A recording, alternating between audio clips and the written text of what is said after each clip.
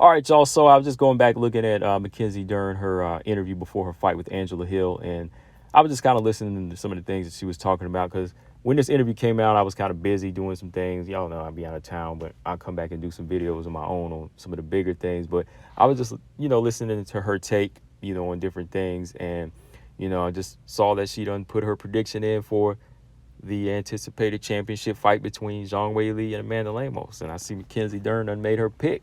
She feels like Amanda Lemos is going to get this victory. How's she going to get this victory? She thinks she's going to get this victory by stoppage? She don't know. But she say that these skills of Amanda Lemos, they've been tested. She's tough and she's ready to go.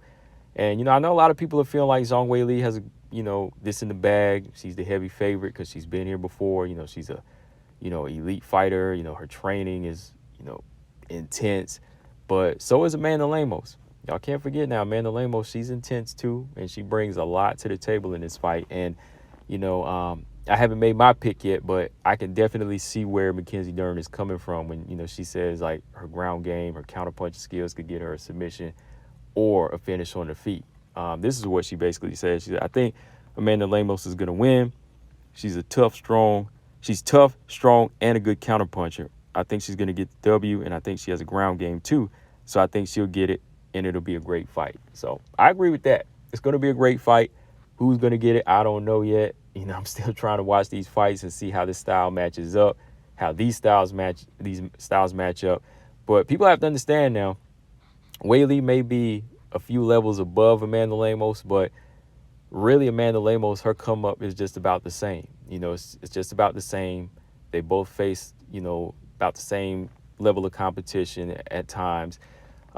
They both have faced some humiliation, some humbling experiences. Of course, they came at different times. Weili's came at the time when she had the belt. Amanda Lemos, hers came a little bit earlier, before she got the belt against Andrade. But they both lost in quick fashion to elite fighters in Andrade and Namajunas.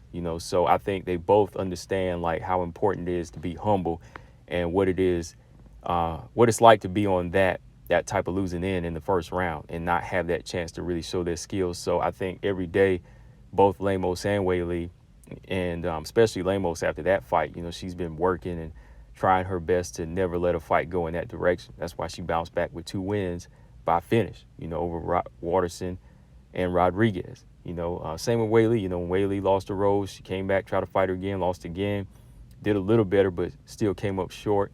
But since then, she bounced back with 2 finishes over Joanna and Carla.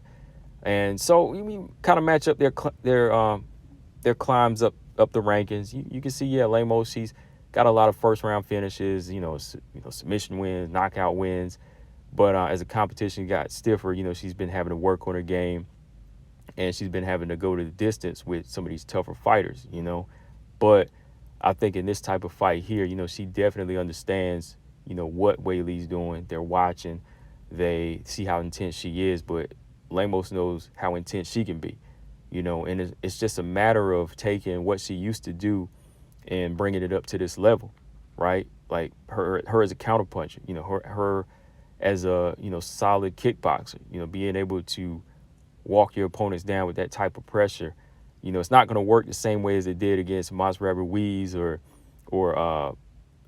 Liviana Souza, right? It's not going to work that way, but, she has to have it in her to be able to set up these counter punches in a much more methodical way against a Weili, and then when you go to the ground, Weili's strong, so you've got to be on your ground game. And I think Dern, she's been looking at what Amanda Lemos is capable of and what she's been doing because, they got connections out there, so she's probably talking to other coaches out there that work with jiu-jitsu coaches that work with Lemos.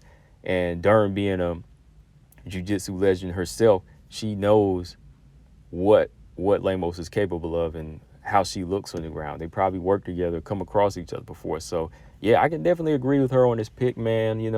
I'm not sure of my pick yet, but I can't knock her pick when she feels like, hey, Lemos can go in there and get this thing done, whether it be on the feet or the ground. And her counterpunch is definitely going to be a problem for Weili going into this fight. So, yeah, man, I'm looking forward to it.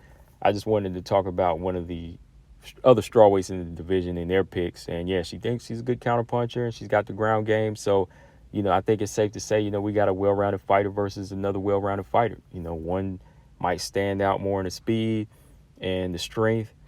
The other one might stand out more in power and, jiu-jitsu. So we'll see how it matches up when it comes together. We'll talk more about it, guys. I'm going to probably do some round by rounds on this one. But do y'all agree with Dern? Do you think Amanda Lemos is going to get the victory? What's y'all's early pick? Combo Breaker 99. I'm out. Subscribe. Peace.